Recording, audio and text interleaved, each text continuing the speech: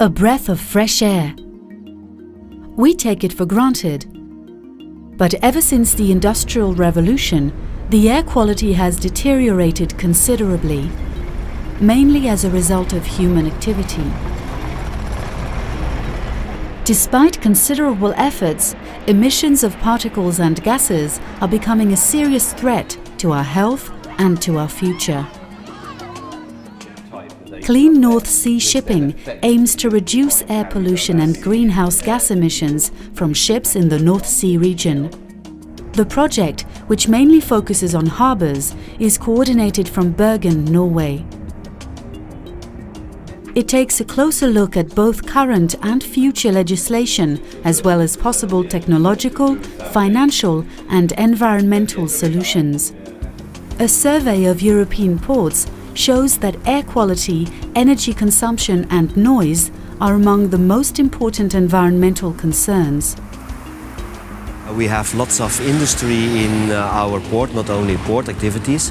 And then moreover, we have the city of Antwerp, which is a city of about 500,000 inhabitants, which is next to the port area. NOx, SOx and particulate matter have a negative impact on people living in close proximity to harbours.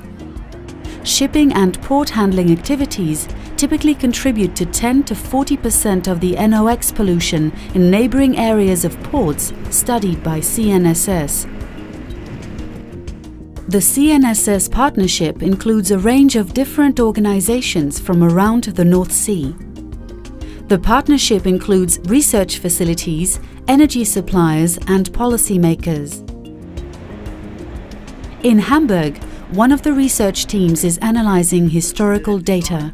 In CNSS we have different ways to calculate the emissions. And one way is that we took a number of motors that has been done by Germanischer Lloyd in our project that have been tested on a test bed, and so the emissions have been measured, and then the data has been collected and it has been analysed statistically, and then we put it into a model, into an emission model that calculates the emissions from all the ships in the North Sea.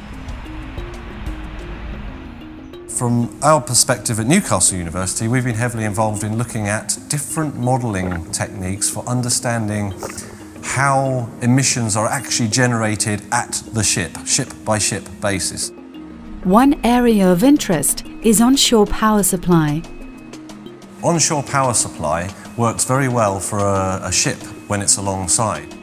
LNG, therefore, combined with OPS, allows you to take away a relatively clean form of high-density fuel with you that is portable once the ship leaves the harbour. A main benefit of LNG is the substantial removal of particles and gases.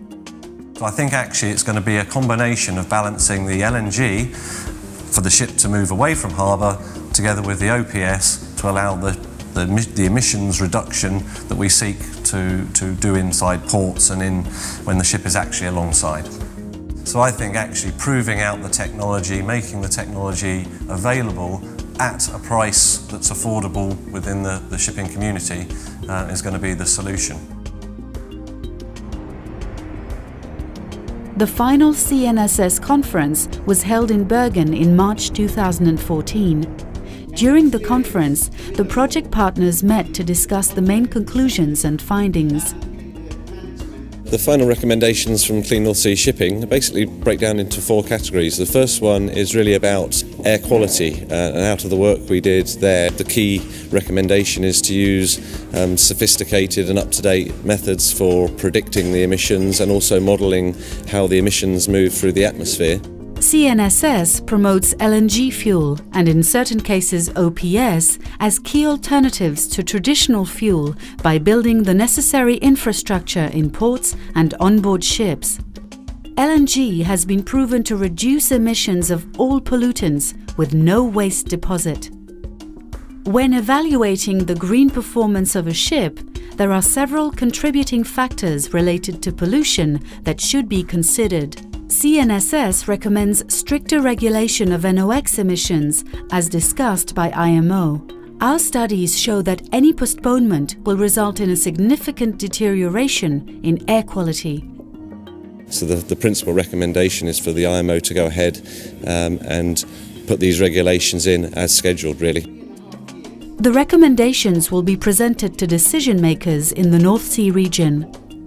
This will include policymakers in the EU and IMO, national governments, North Sea Commission and politicians at regional and national levels.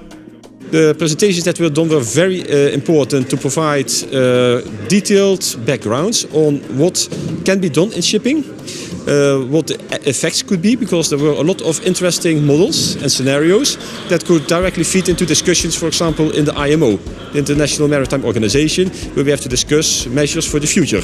The different perspectives included in the CNSS recommendations provide a foundation for policy development in the EU.